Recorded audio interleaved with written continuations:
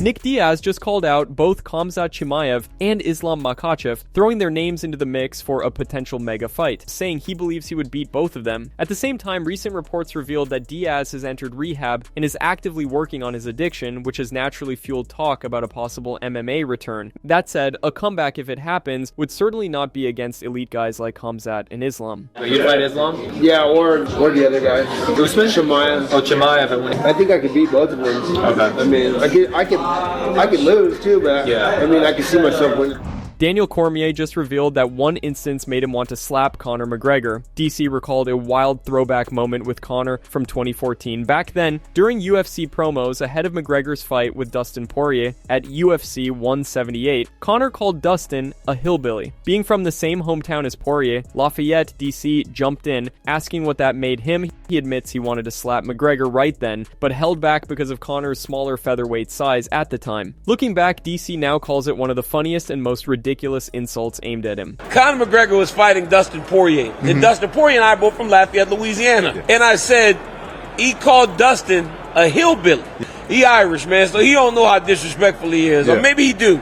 I said, but if Dustin's a hillbilly and I'm from the same place as him, what does that make me? He said, you a ghetto hillbilly. You called Dustin a hillbilly. Dustin and I are from the same hometown. Does that make me a hillbilly? You're a ghetto hillbilly, I call you. I said, oh my God.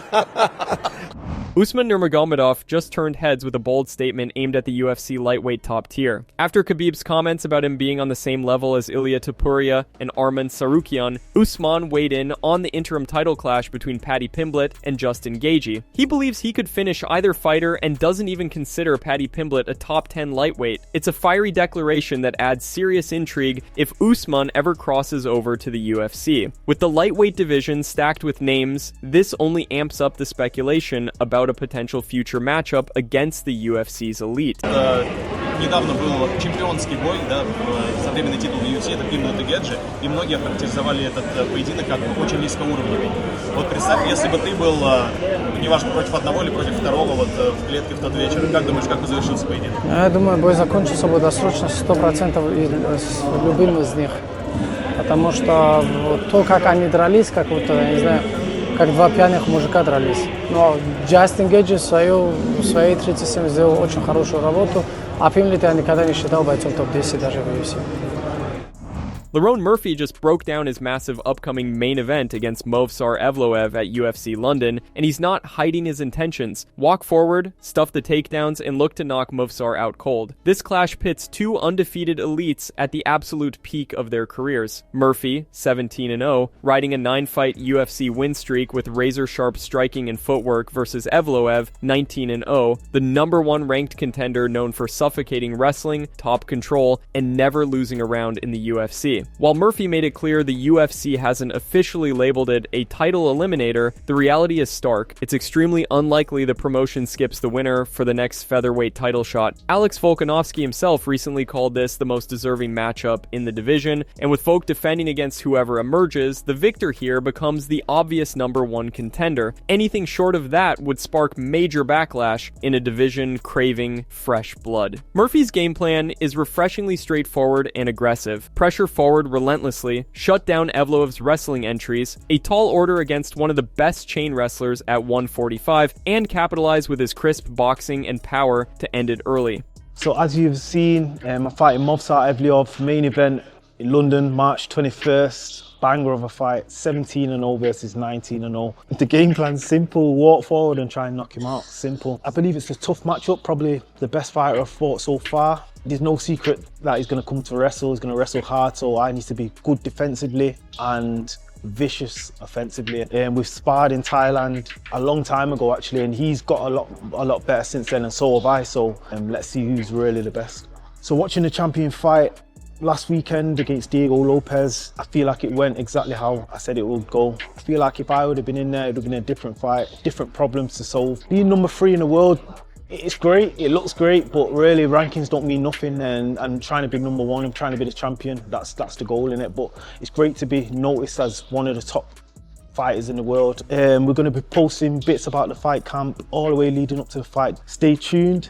Huge update from Spain. Ilia Topuria has regained access to his family home where his wife Giorgina had been living. Topuria later confirmed the news on Instagram, sharing a clip of himself training in his home gym with a caption saying, "The champ is back," celebrating a major win in his ongoing court proceedings. Spanish media report that the UFC champ now has access to the Las Lomas property in Madrid, a $3.5 million home with a private gym, spa, 6-car garage, and 24/7 security. This comes after a prior court ruling regarding Giorgina's request to relocate their daughter to Miami, which strengthened Topuria's position in the divorce. Ilia has listed the property for sale, but his recent Instagram post shows him back in the home gym. While the final details of the divorce and custody remain private, this development signals a return to normalcy and regained control over his personal space as he refocuses on UFC plans for 2026. El Matador is getting ready for a title unification bout against the interim lightweight champ Justin Gaethje, a fight that's expected to take place at the White House in June. With Gaethje being one of the very few American champions now, this is only to be expected.